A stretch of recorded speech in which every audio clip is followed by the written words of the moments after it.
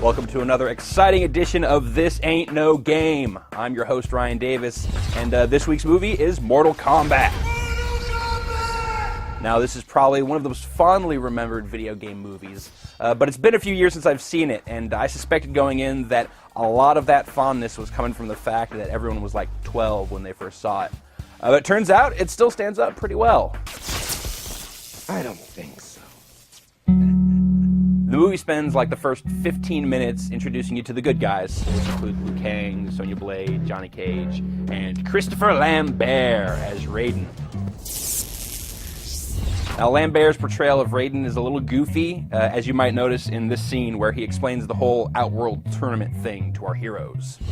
You have been chosen to defend the realm of Earth in a tournament called Mortal Kombat. Your world is but one of many realms. One of them is a forsaken land called Outworld, ruled by an immortal who has crowned himself emperor. Now he seeks a new world to conquer and enslave. Oh, wait a second. If this guy is so powerful, then why doesn't he just invade us? To enter the realm of Earth, the Emperor's demon sorcerer Shang Tsung and his warriors have to win 10 straight victories in Mortal Kombat. They have won 9. This will be the 10th tournament. The movie spends the next 20 minutes getting everyone to the tournament and introducing additional characters like Sub-Zero and Scorpion, Reptile, Princess Katana, Goro. But after that, it's pretty much just fight, fight, fight, fight, fight, and then roll credits. For as much fighting as there is in MK, I was kind of impressed that there were only like 1 or 2 filler fights. Most of the fights are between 2 of the main characters, and most of them end with someone dead. This might not leave a lot of time for character development beyond Raiden's odd propensity for inappropriate laughter.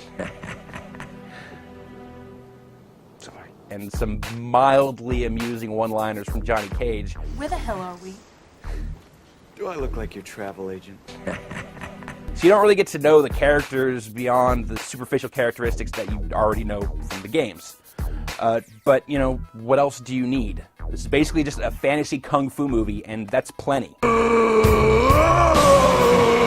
Sorry.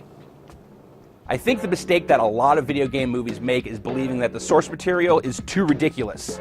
And the usual result of that kind of thinking is a movie that is ridiculous in an entirely different way that just ends up pissing off the fans that you're trying to pull into the theater in the first place.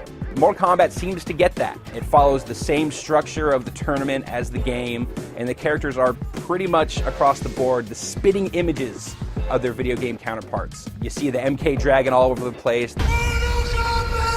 There's a conveniently placed spike pit. Just about the only thing you're missing is a test your might sequence.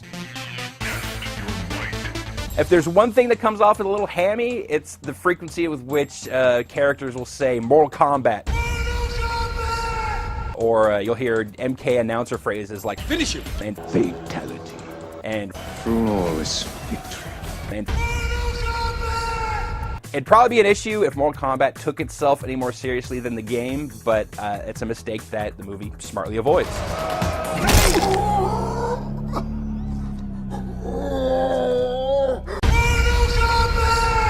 I will also say that Goro looks a little too much like a big, greasy puppet, but, you know, that's probably because he's a big, greasy puppet.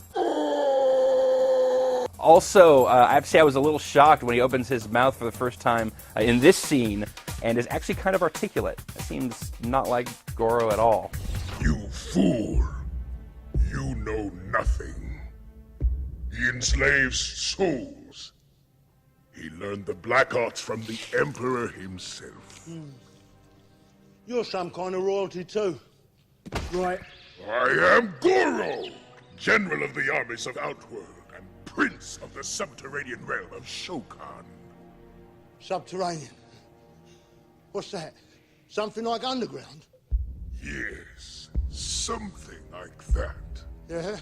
Well, I'm kind of an underworld boss myself, you know. Well, I mean, back home. How lucky for them, back home. I think the reason that Mortal Kombat ultimately works is that it doesn't go to any great lengths to adapt the source material into the movie.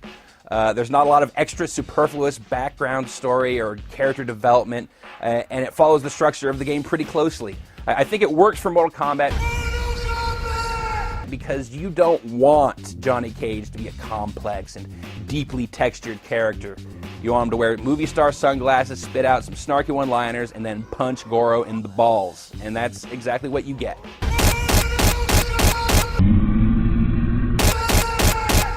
And that's going to do it for this week's edition of This Ain't No Game. I'm Ryan Davis, and until next week, remember, never leave your ninjas near exposed flame.